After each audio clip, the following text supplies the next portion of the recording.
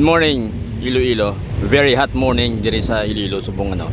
Ari ako guys sa may Huervana Street. Kadto ini sa may La Paz Plaza. Of course, mapan lang kita gamay, makita naton diri ang La Paz Public Market ano. So quick update lang sa aton diri nga La Paz Market construction. As you can see diri, may makita na kita nga daw may mga poste no. So probably base ang second floor, ang flooring niya may buhos na no from our end sa aton yung view diri subong. And then currently do active ang probably payloader or excavator ano, ari siya no. So ano sisang duta. Ang major update naton subong is of course luwas nga naghawa na diri. Ang diri sa may right side sa atong iconic nga building diri sa La Paz Public Market ginguba na no, so hawa na. So if you remember may mga building na diri guys, so wala na subong gindemolish na to no. I'm not sure kung ibili nila ini kag i-modify lang nila panamion lang nila, pero ang facade sa building ni iconic na ini. So I do hope nga tani i-retain lang nila, then i-modify lang nila into a modern structure ano. Malakat lang kita kadali para makita nyo nga hawa na kag makita ano na ang parts ng second floor sa ilang ginaobra ano. So dili lang kita manago sa may poste kay mainit na gid guys. Do Saudi Arabia na ning siyudad sang Iloilo sa kainiton no. So pila na kadlaw do 40 plus ang atong temperature. So ara na guys makita naton. Zoom naton gamay. No, may second floor na no. So may mga structure na. And then ang flooring I think dumiyara naman. So parts na sa building nila is flooring sang second floor ano. So makita na naton. And then as I've said, ang dring area sini na demolish na ang mga structure diri no. Kaysa una may mga pisto-pisto na diri. So subong wala na siya no.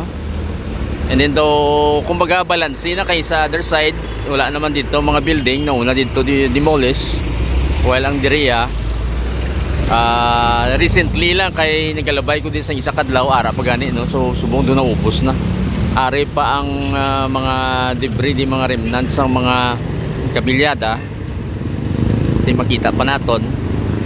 So probably ang mga puting sa building ito amo to gina-try pa nila kakso no. So makita niyo may mga kabilya pa guys.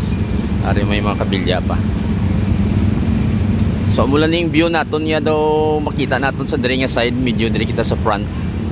Kaya makita naton na daw may ara sa nga structure sa second floor.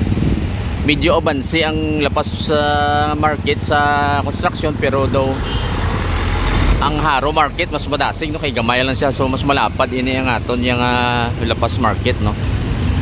So do ko namin na tanawon kay I hope nga ini tani ko ibili nila ini kundi mas mayo pag kay iconic na ini guys ang aton din yung facade sa building ini. Actually may mga offices ni sila sa babaw. Kung magkuha ka bala sa mga residence certificate o mga sidula, darada ang second floor ang ginakatuan mo no. Ang sa piyak na side to hawa naman dira usually ga-enter ang aton yung mga heavy equipments no kung mag-construct sila no. So kung may mga dalalon sila ng mga materials para sa construction, dira siya nag-aagi. So do kanami naman kami purma na no. So I think do dual lang ni ka floor. So try naton pa pangitaon liwat ang aton yung picture sang plans para sa aton La Paz Public Market. Kay dual lang man ni siya ka floor nga structure. Pero modernized na siya nga version. May mga slightly pila ka months nga wala activity kay puro lang mga poste gani dayon wala may time to nga based sa aton information is nga nagka-problema pa sa mga workers no. So medyo na delay siya siguro. Mabutantan lang sa mga 3 months or the most siguro 6 months. So nagduludugay siya. But then so far daw sige-sige naman ang obra, even though nga grabe ang El Nino naton. Pero daw sige-sige naman nilang obra subong. Ara drang picture pero faded na. So try nato mangita sang mas nami nga picture. Slightly medyo ma-traffic Kay today is a Friday morning, no. So I think mga 8 AM subong. Pero mainit na guys. Tungkol sa El Nino na to. So mo lang ini, madali lang update naton. So hopefully siguro mga by December makita na naton ang structure. Kay based sa aton niya nakita nga design daw duwa man lang ni ka floor. Amo man sa may Haro Market kung wala siguro ma-delay pila ka months base makita na naton ang the second floor just like sa aton niya Haro Market. So amo lang inaanay guys for the quick updates ang Lapas Market naton. Thank you for watching.